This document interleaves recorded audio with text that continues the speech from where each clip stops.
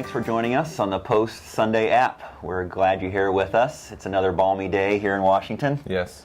Yeah, really warm out here. But we're thankful for the opportunity to shoot this video and talk about the sermon. So one of my kids asked about the sermon, was that passage about giving or not about giving? Yeah. He was going back and forth, so it primarily was not. Which kid? Give me a name. Will remain nameless. He or she will remain nameless. But the passage we looked at was not primarily about giving, but you want to take the opportunity to address the topic. Yeah, I don't believe it is. And I understand I don't have the majority interpretation on this passage, but we're looking at the end of Luke 20 and the beginning of Luke 21. And the first part of Luke 21 is often used to give people principles for giving. It's the story of the widow who puts in her 2 mites. And I believe that the overall context of the passage, and if people want to hear me defend this, they can go on watch the YouTube video of the sermon or listen to it online. Yep. I believe the primary emphasis of the passage is on condemning the scribes who were abusing, or who had set up an abusive religious system that's causing the widow to be in this situation. Right. That's the primary focus. But because of the timing for our church, because of kind of removing a passage that a lot of people turn to understand giving, I wanted to give some positive principles of giving and answer some questions about giving. And so we kind of covered 2 questions yesterday. And the first question was, how do I prepare to give? And the second question was, what was the second question? Second question was... I should probably know this. I was there. I talked about it for a long time. I was too. I was there. Well, let me just ask you a question about the first one then, and then we'll get to the second one. Okay. Yeah. How do I prepare to give? I want to give. There's the biblical construct to do that. I know I should, but I just struggle with it. Just emotionally, I'm not a cheerful giver. Bible says be a cheerful giver. Right. So I should wait to give until I'm cheerful. Yeah, that's... Right? Well, that's I would say wrong. Okay. In the area of obedience, we hope that we grow in our ability to be obedient. And several people came up to me yesterday, and as I talked about how we should prepare to give, I just gave a couple things. You need to be a believer. A person needs to have an attitude of a steward, not an owner. We talked about being out of debt and trying to strive to keep debt at a minimum level.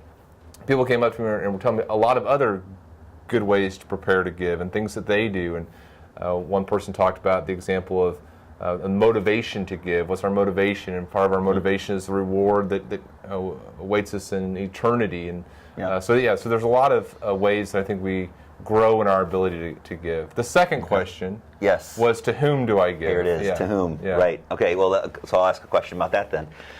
You mentioned the aspects of do I doctrinally, do we align, ministry philosophically, and ministerially. Yeah. But there is a document that we've put together at our church that fleshes that out a little bit. Do you want to talk about that a little bit? You want to put it on your blog portions of it? People can go to godcenteredchristian.blogspot.com, and we'll hopefully sometime today have some more things on there about the questions that we ask as we're going to align with Parachurch Ministry. And again, a Parachurch Ministry is a ministry that isn't the local church. It's a ministry that's designed to come alongside the local church and help them do the ministry God has called them to do.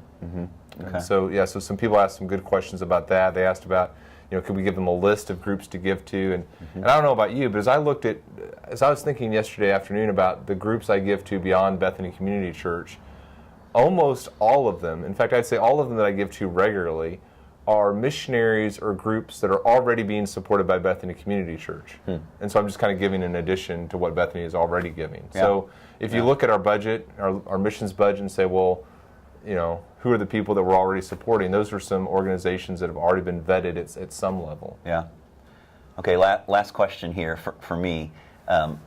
Who do you give to and how much? Yeah, so I have some papers here. Could I see the receipts, please?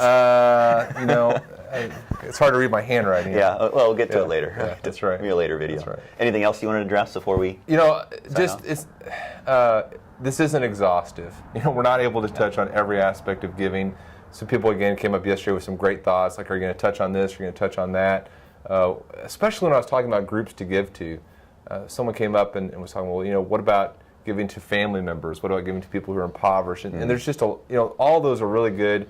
I wish I could touch on everything. Yeah. I've gone 2 weeks longer than I wanted to go or thought I was going to go. Yeah. And so next week, Lord willing, no matter where we are, I think I'm just going to, cut the cord, and what it is, and we won't have touched on everything. Some say that Jesus talked more about finances and giving than any other single subject. So there's a lot there to talk about.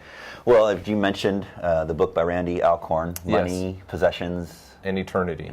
As a resource to dig deeper. The blog will have some helps too, and even going to listen to the sermon again. So, great. Thanks, Ben. Thanks everybody. We'll see you soon.